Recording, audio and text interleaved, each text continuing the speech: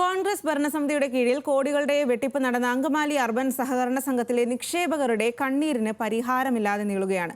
ബാങ്കിൽ ലക്ഷങ്ങളുടെ നിക്ഷേപമുണ്ടെങ്കിലും സുരക്ഷിതമായി കയറിക്കിടക്കാൻ ഒരു വീട് പോലും ഇല്ലാത്ത അവസ്ഥയിലാണ് അങ്കമാലി സ്വദേശി മേരി പോളും ഭർത്താവും.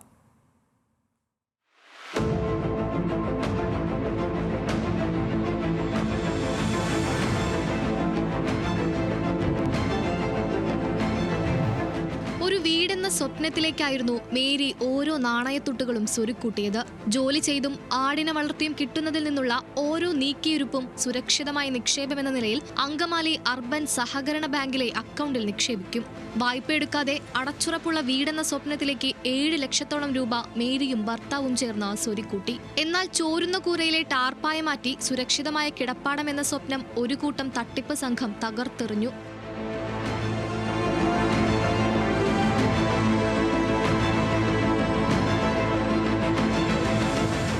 വർഷങ്ങൾക്ക് മുമ്പ് 130 രൂപ ദിവസവരുമാനം ലഭിച്ച കാലം മുതൽ നിക്ഷേപം തുടങ്ങിയതാണ് മേരി പോൾ.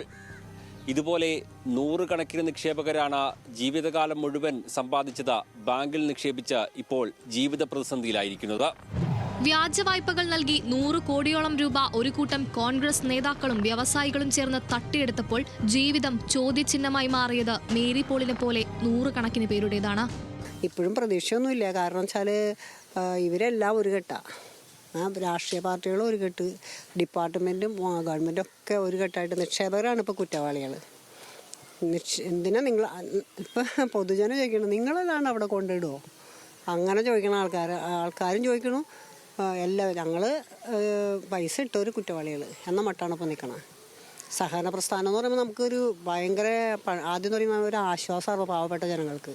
ഇപ്പം സഹകരണ പ്രസ്ഥാനം എന്ന് പറയുമ്പോൾ ആൾക്കാർ പേടിച്ചോളാണ്. മേരിയുടെ വീടുമായി താരതമ്യം ചെയ്യുമ്പോൾ ഇവിടത്തെ ആട്ടിൻകുട്ടികളാണ് കുറച്ചുകൂടി സുരക്ഷിതമുള്ള കൂട്ടിൽ കഴിയുന്നത്. മഴക്കാലം വരുന്നതിന് മുൻപ് വീടിന് മുകളിലെ ടാർപ്പായ മാറ്റണം. വെള്ളം വീഴുമ്പോൾ അങ്ങനെ പടപടപടാന്നുള്ള സൗണ്ടും പിന്നെ ഈ ഇടിവെട്ടൊക്കെ വരുമ്പോൾ അങ്ങനെ മിന്നൽ വന്ന് അകത്തേക്ക് കുത്തണ മാതിരിയൊക്കെ തോന്നും. പേടിയാണ്. അപ്പോൾ ഞങ്ങൾ ആടുകളും കണക്കാം. അതാണ് ഞങ്ങൾക്ക് തമ്മിലൊരു ഇൻറ്റിമസിയൊക്കെ ഉണ്ട്. ഭർത്താവിന് ചികിത്സയ്ക്കായി ചെലവായ തുകയടക്കം 1.5 ലക്ഷത്തോളം രൂപയാണ് തട്ടിപ്പ് പുറത്തായ ശേഷം മേരിക്ക് മടക്കി കിട്ടിയത്. മക്കളുടെ വിദ്യാഭ്യാസ ആവശ്യങ്ങൾക്കും വിവാഹത്തിനും വേണ്ടി ബാങ്കിൽ നിക്ഷേപം നടത്തി പ്രതിസന്ധിയിലായവരും നിരവധിയാണ്.